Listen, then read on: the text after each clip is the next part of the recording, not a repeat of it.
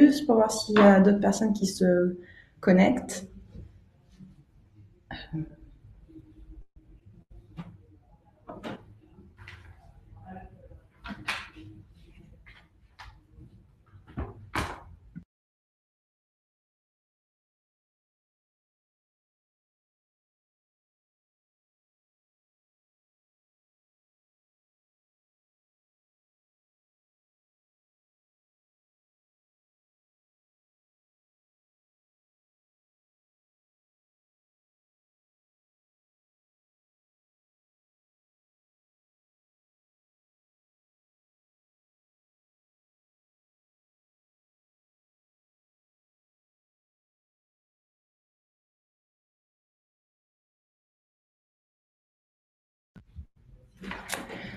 Ok, bah vous êtes assez nombreux à vous être connectés, donc voilà, c'est super, on va commencer. Je me présente, je m'appelle Marie, je suis product designer chez Fairfection.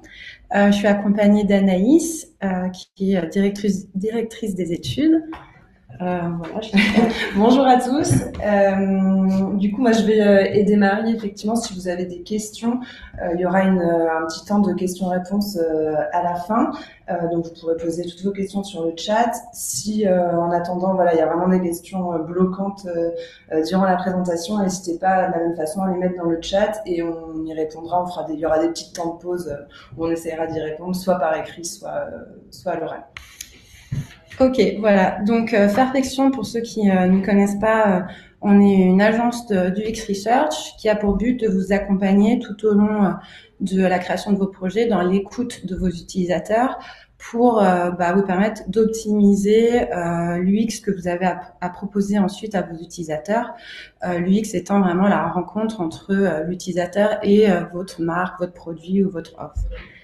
Le but de cette présentation, c'est vraiment de mettre à plat les bases de ce qu'est l'UX Research. On va pas rentrer vraiment dans tous les détails, même s'il y a une ou deux parties un peu plus techniques.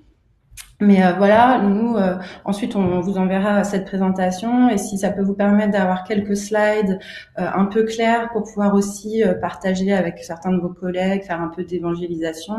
Voilà, c'est vraiment dans ce but-là qu'on a fait cette présentation. Donc, j'ai beaucoup parlé du UX Research ou de User Research. Désolée pour l'anglicisme. C'est vrai que c'est une discipline assez jeune, qui a pas vraiment sa traduction en français. On pourrait parler d'études UX ou d'études utilisateurs. Mais voilà, pour l'instant, on est un peu coincé avec cet anglicisme, mais voilà, vous me pardonnerez. Donc, pour commencer, une petite définition. Donc, l'UX Research, c'est vraiment l'interrogation systématique des utilisateurs tout au long de la conception de l'expérience que vous avez à leur offrir. Ce n'est pas une recette technique, même si ça peut arriver de trouver des bugs, mais c'est vraiment pas ça le but. Ce n'est pas non plus une approche un petit peu théorique, comme on pourrait faire des études sociologiques ou des choses comme ça. Là, on est vraiment dans de la recherche appliquée et appliquée à l'UX. Donc là, vous allez voir, à droite, un petit schéma qui s'apparente un petit peu à une pyramide de Maslow. En fait, grâce à l'UX Research, vous allez pouvoir analyser la satisfaction des utilisateurs. Donc, s'assurer que votre proposition est utile, utilisable, accessible. Ensuite, aussi analyser leur perception. Donc, est-ce que le produit ou l'offre ou le service que vous proposez est désiré et paraît crédible aux yeux des utilisateurs, et pour aller encore plus loin, leur niveau d'engagement. Donc, est-ce qu'ils ont adopté et est-ce qu'ils se sentent investis dans votre produit, votre marque ou votre offre. Ce sont des termes assez interchangeables, donc voilà.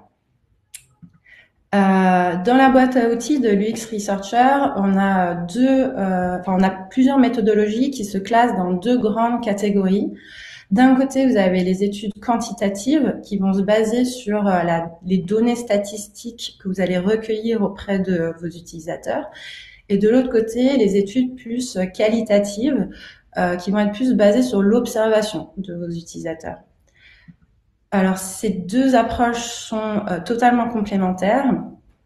Pourquoi? Parce qu'en fait, les études quantitatives vont vous apprendre le quoi et le qui, Et les études qualitatives vont vous permettre de gratter un peu plus et de comprendre pourquoi et comment. Pour donner un exemple, donc c'est un exemple très précis, mais par exemple, grâce à Google Analytics, vous allez peut-être pouvoir voir que sur un de vos tunnels de conversion, vous avez une étape où ça décroche sans vraiment savoir pourquoi. Et du coup, par exemple, un test utilisateur, donc plutôt qualitatif, va vous permettre de comprendre pourquoi les utilisateurs décrochent, quels sont les points de blocage, qu'est-ce qui leur déplaît. Donc, petite question, je vous lance une petite enquête. Donc, et vous, quel type d'études est-ce que vous faites aujourd'hui? Est-ce que vous êtes plutôt sur des études quali, quanti, ou les deux, ou aucune? Vous pouvez voter voilà, en ligne pour qu'on puisse voir un petit peu. Et je me permets de préciser que le bouton envoyer, pour envoyer vos réponses, il faut scroller le bouton envoyer en bas. Oui, voilà, il faut scroller un tout petit peu et envoyer votre réponse. Il suffit pas juste de cliquer dessus.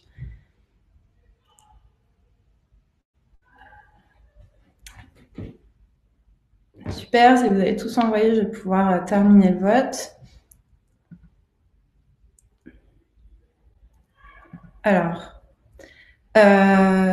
du coup, on voit que vous êtes beaucoup plus nombreux à faire les deux, donc c'est super, c'est plutôt rassurant.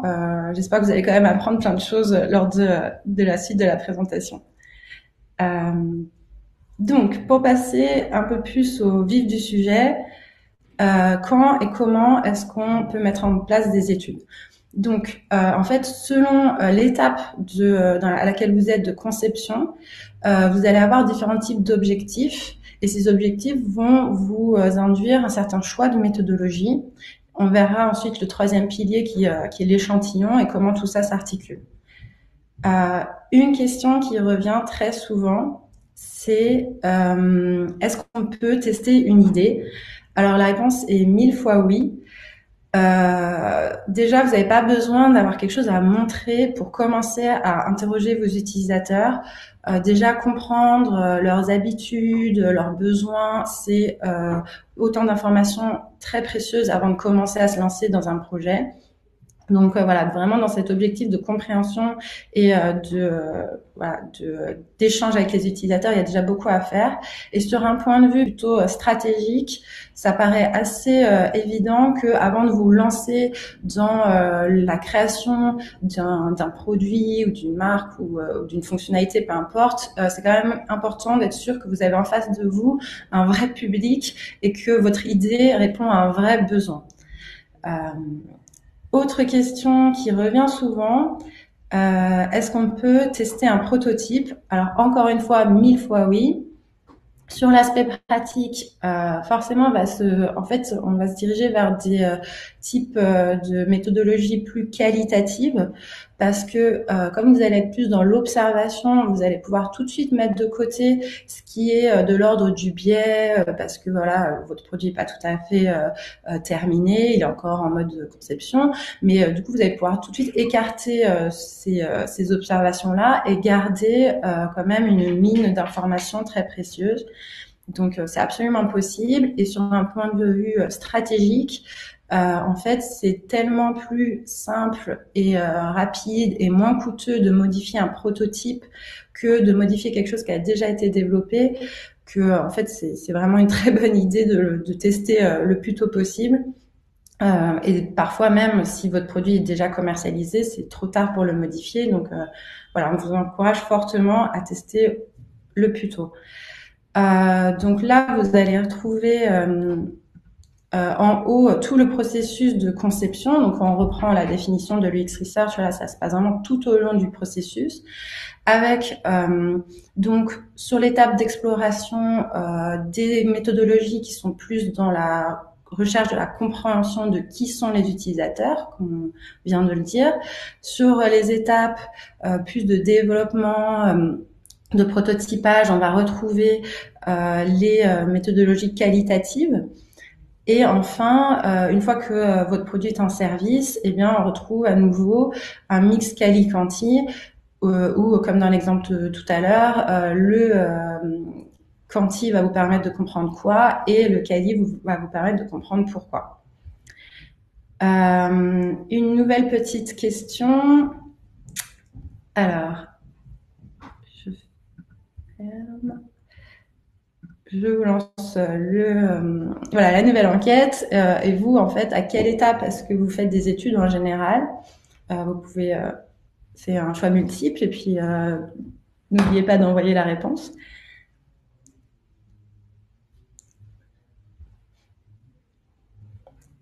Ok, super.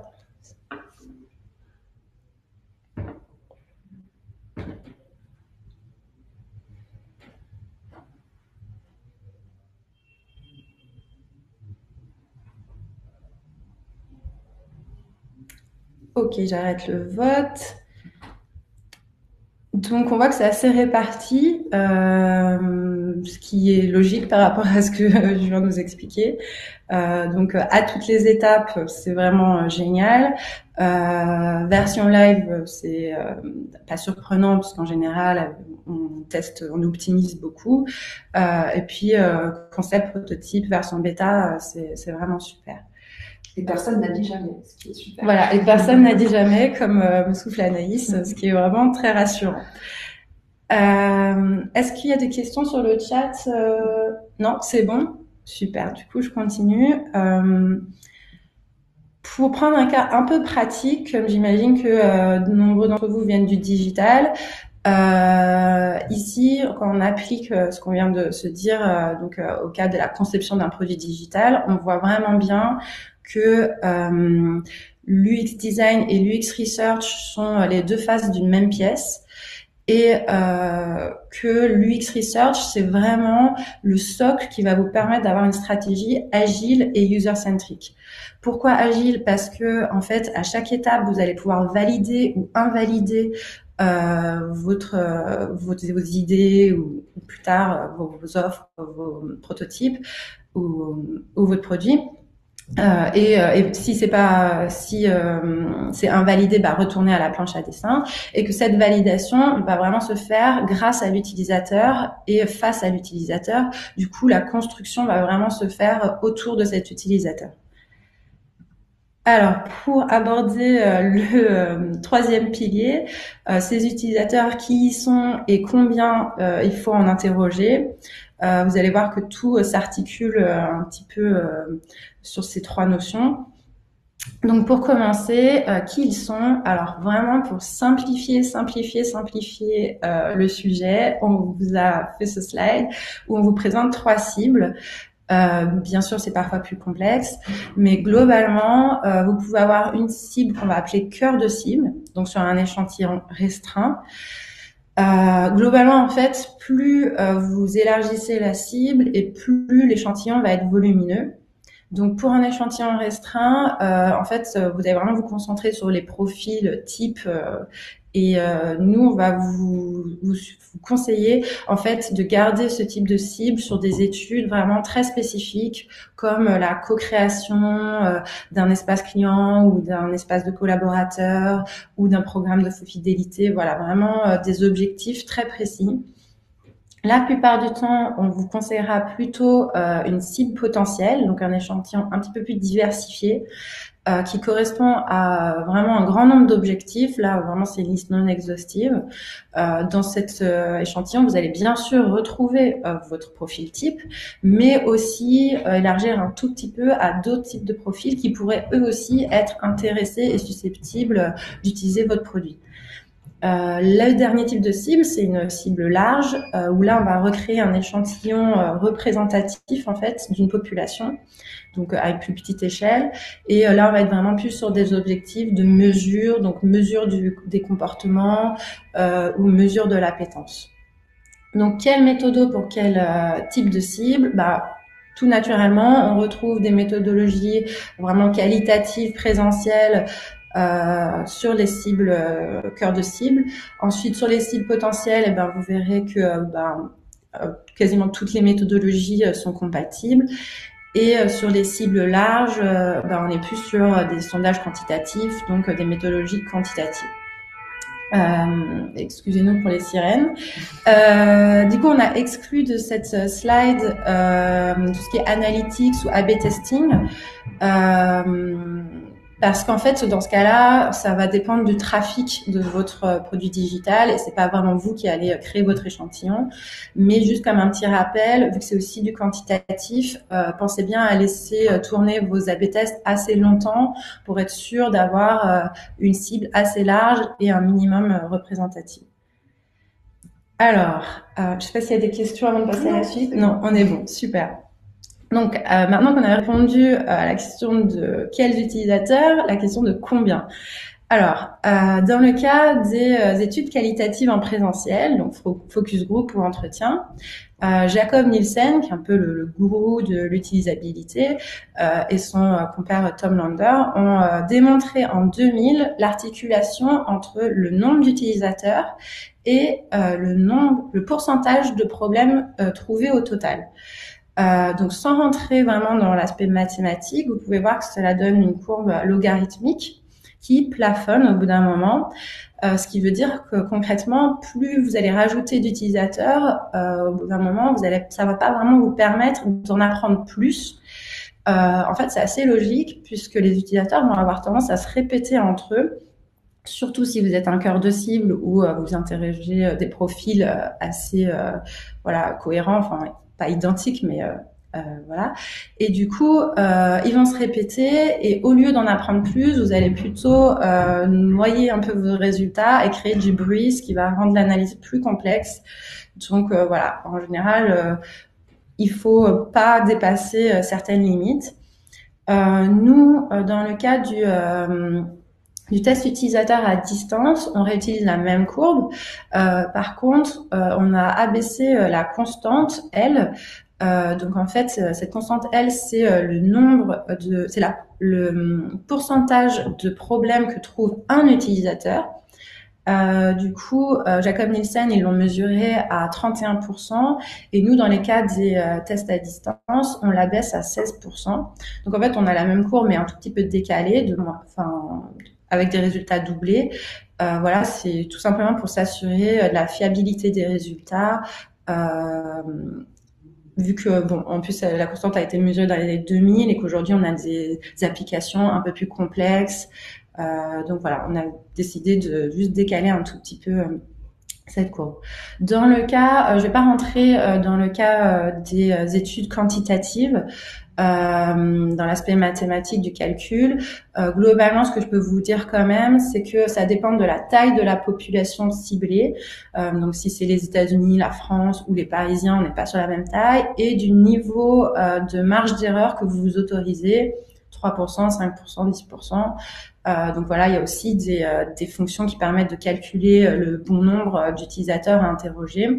Et globalement, on retombe sur cette même forme de courbe logarithmique qui plafonne au bout d'un moment. Est-ce qu'il y a des questions avant de passer à la dernière partie? Non? Ok, tout le monde est très sage. Très bien. Donc, du coup, moi, je vais vous en poser une. Avant de rentrer dans les astuces pratiques, nouvelle petite enquête. Voilà. Est-ce que cela vous arrive de mener vous-même vos études? Donc voilà, on attend vos réponses.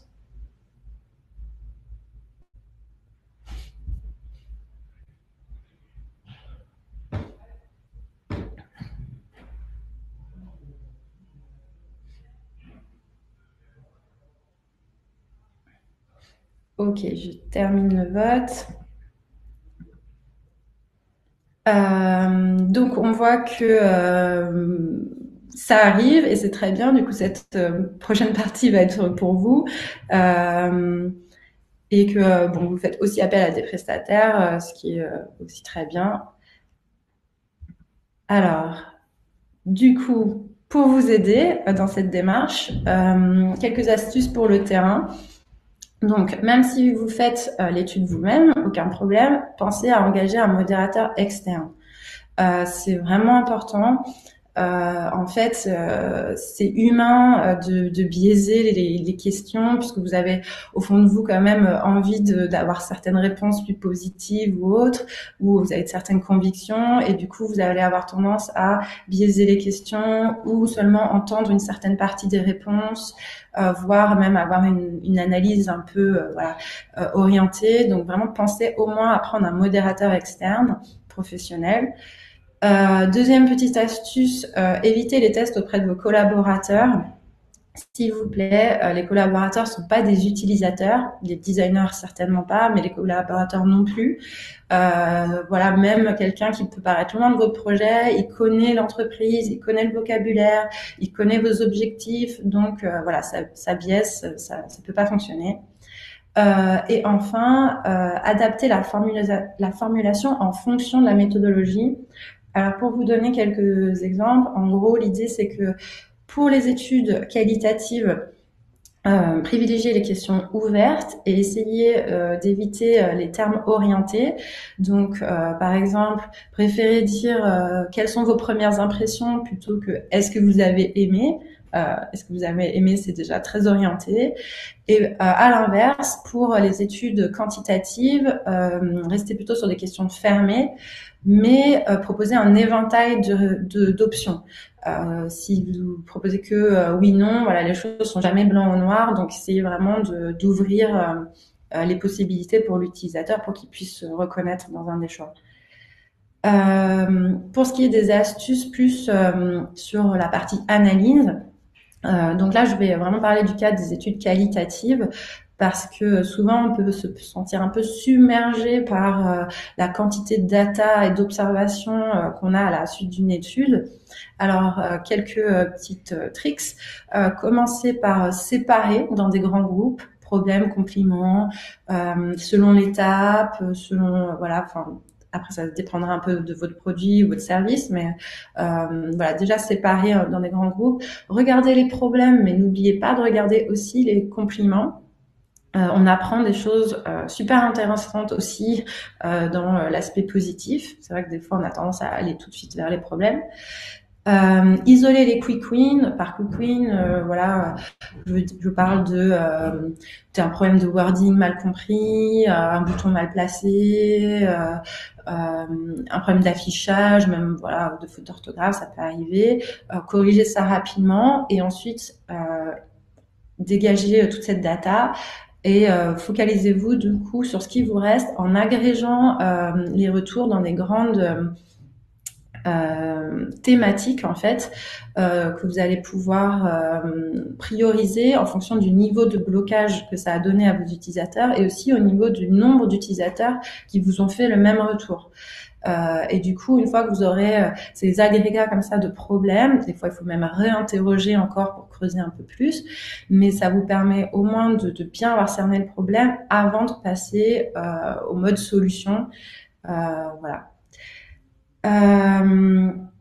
Nous avons fait le tour. Je ne sais pas s'il y a d'autres questions. Dans tous les cas, sachez que nous, on est vraiment là pour vous accompagner dans vos démarches. L'équipe commerciale est, je pense, connectée.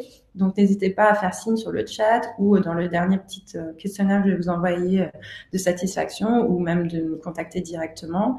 Voilà, si vous avez des questions, des besoins, des projets, n'hésitez pas.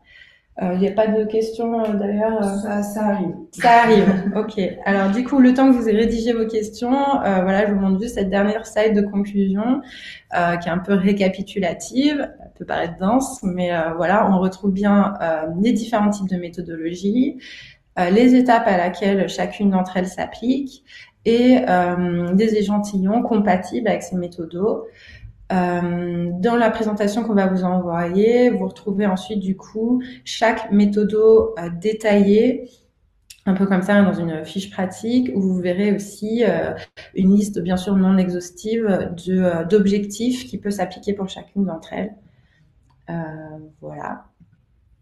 Nous avons fait le tour. Donc, est-ce qu'il y a des questions ? Pour l'instant, non, on va laisser quelques minutes. Alors, si on a une première question, comment se matérialise concrètement la mise en place de l'UX dans un projet digital? Ceci est limité à des tests utilisateurs. Alors, on va se compléter, je pense, avec Marie, puisque peut-être que je peux remettre cette slide là, du coup, non. Juste si tu veux. Alors, est-ce que ça se limite à des tests utilisateurs? Non, je pense qu'il y a plein d'autres choses qui peuvent être faites et justement Marie a plus cette casquette design et produit. Mais en fait, c'est plus dans le sens où c'est vraiment un prérequis. C'est-à-dire que on peut concevoir un produit avec son expertise du UX designer, mais en général, ça va pas suffire. Il faut vraiment prendre en compte ces utilisateurs et donc les interroger. En fait, vous allez quand même avoir une première phase qui va être plutôt de l'user research, donc avec des entretiens, avec des sondages quantitatifs pour extrapoler les apprentissages de ces entretiens. Vous allez déjà créer des archétypes, essayer de comprendre qui ils sont, et ensuite vous pouvez faire de la co-création pour créer ensemble une offre, un produit. Donc là, on n'est pas non plus dans le test utilisateur, donc ça se limite vraiment pas qu'au test utilisateur. Il y a vraiment plein de choses qui se passent en amont. Tester la concurrence, tout ce qui est benchmark, tout ça pour identifier les best practices et les standards du web.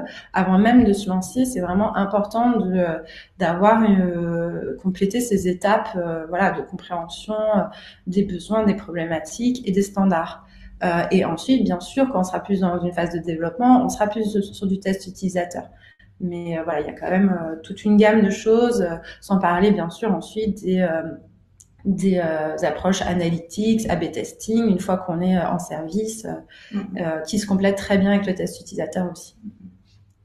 On a une autre question qui est en phase de conception. Comment déterminer s'il est plus pertinent de passer par du présentiel ou du distant? Ça, c'est peut-être plus pour toi. Oui. Alors, la réponse, ça va être tout simplement comme beaucoup de choses, ça dépend. Ça va vraiment dépendre de vos objectifs, de où vous en êtes exactement dans votre phase de conception. On va dire le faire de manière très simple et très courte. Si vous avez déjà avancé, que vous êtes sur un prototype qui va être encore une fois assez avancé, on va pouvoir cliquer, avancer sur le prototype. On peut complètement le faire en test utilisateur à distance et ça va du coup vous permettre d'avoir un petit peu plus de retours et d'avoir même une diversité au niveau des profils. Si on est sur une phase plus en amont, typiquement sur de la co-construction ou de la connaissance utilisateur, ou même sur un prototype qui va être un petit peu plus basique avec des maquettes typiquement en noir et blanc, etc. Là, on va avoir tendance à aller plus sur du présentiel. Encore une fois, c'est très résumé, il y a plein d'exceptions, mais voilà, pour essayer de faire une réponse plutôt simple. On a une autre question qui est: mis à part l'analyse de modèles et de tendances, que conseillez-vous pour synthétiser et retranscrire en action les données collectées?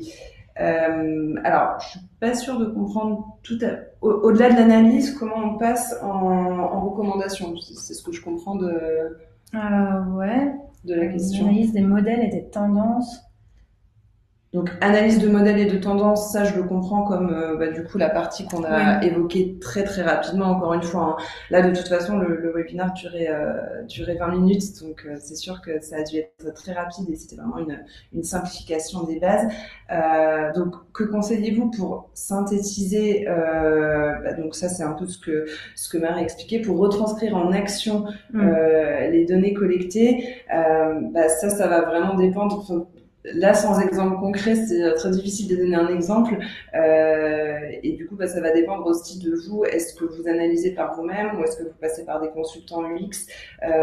Et puis, comme toute recommandation, forcément, il y a évidemment les tests utilisateurs, enfin les résultats en tout cas de vos études UX à prendre en compte, mais il y a en général aussi beaucoup d'autres écosystèmes, enfin d'autres objectifs qui peuvent être internes à votre organisation et qui vont parfois contredire les résultats de ces études. Donc c'est aussi chacun de faire l'arbitrage entre est-ce que du coup je prends en compte ce retour ou est-ce que moi j'ai un autre objectif dans mon organisation interne et du coup je vais devoir mettre ce retour de côté. Je sais pas si ça répond exactement à la question, c'est comme ça que j'avais compris.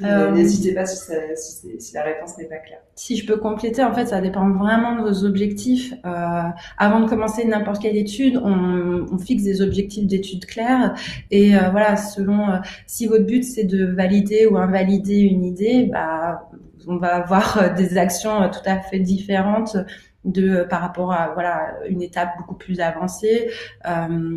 Mais globalement, derrière, vous allez pouvoir dire bon, ça c'est bon, ça marche, et donc vraiment là c'est en général ça. Là on a identifié qu'il y a un problème. Donc est-ce qu'il faut qu'on creuse plus? Ça, c'est la première étape. Où est-ce qu'on a bien compris le problème? Et ensuite, on passe en mode solution. Donc, est-ce qu'il faut faire de la co-création, du design thinking, retourner voir l'agence de design UX, et ensuite, toujours retester à nouveau pour être sûr que le problème a été corrigé et qu'on peut avancer à l'étape suivante. C'est vraiment... quand on parle en fait de stratégie agile, on est vraiment là-dedans, c'est-à-dire que il faut faire des boucles et des itérations jusqu'à ce que les résultats des études soient positifs, quoi. C'est très clair, merci. Ok, très bien. C'est très bien si c'est clair. Je sais pas s'il y a une dernière question. Je vois que quelqu'un est en train d'écrire. Peut-être que comme il est midi et que certains d'entre vous vont devoir y aller, on peut en parallèle. Il y a juste une dernière. Il y a 6 questions. Si vous pouvez prendre juste quelques minutes pour y répondre pour ceux qui doivent y aller. Comme l'a dit Marie au début, c'est notre premier webinaire. Donc voilà, tout ce qu'on on fait aussi des tests utilisateurs pour nous. Donc si vous pouvez nous dire ce que vous en avez pensé, ça nous aidera à vous proposer d'autres contenus aussi bien ou meilleurs pour les prochaines fois. On a une dernière ou pas question. Recommanderiez-vous les modérateurs externes en ligne? Est-ce fiable? Alors ça, en toute honnêteté, si je comprends bien la question, on n'a pas testé. Est-ce que vous parlez de, par exemple, typiquement des focus group en ligne où il y a des animateurs du coup en ligne, si c'est ça la question, nous on ne le fait pas, mais ça ne veut pas dire que c'est pas fiable, c'est juste que c'est une autre méthodologie qu'on ne propose pas. Est-ce fiable? En tout cas, j'imagine que les personnes qui le proposent font tout pour que ce le soit. En tout cas, il n'y a pas de. C'est juste que ça va répondre à d'autres besoins. Typiquement, un focus group. La caméra. Merci Marie. Par exemple, un focus group qui va être en ligne, effectivement, va pas répondre forcément aux mêmes besoins qu'un focus group en live, puisque du coup, on va perdre ce côté spontanéité où on va vraiment avoir des retours sur le moment. Mais par contre, ça va permettre peut-être, par exemple, d'avoir des retours sur des situations qui se calculent plus sur le long terme. Je prends un exemple parce qu'on avait un client qui nous avait parlé de ça sur, par exemple, le cadre d'un régime. Forcément, ça va être plus facile d'avoir des retours si on a un focus group qui va se faire sur un mois, par exemple, que sur 3 heures. Ça va permettre d'avoir plus de retours dans la durée. Encore une fois, je sais pas si c'était exactement la question. N'hésitez pas si c'était pas forcément clair. Voilà, s'il y a d'autres questions, n'hésitez pas. Et sinon, comme le disait Marie, si vous avez des questions plus spécifiques sur des projets plus précis et plus personnels, n'hésitez pas à nous contacter, notre équipe, et on vous répondra de manière plus précise avec grand plaisir. Voilà. Ok. Merci à tous. Je sais pas. Ouais. C'est pas une question. Donc merci, merci à tous. Et puis peut-être à bientôt pour un prochain événement. Voilà. Merci. Au revoir. Et merci pour vos retours sur le questionnaire de satisfaction.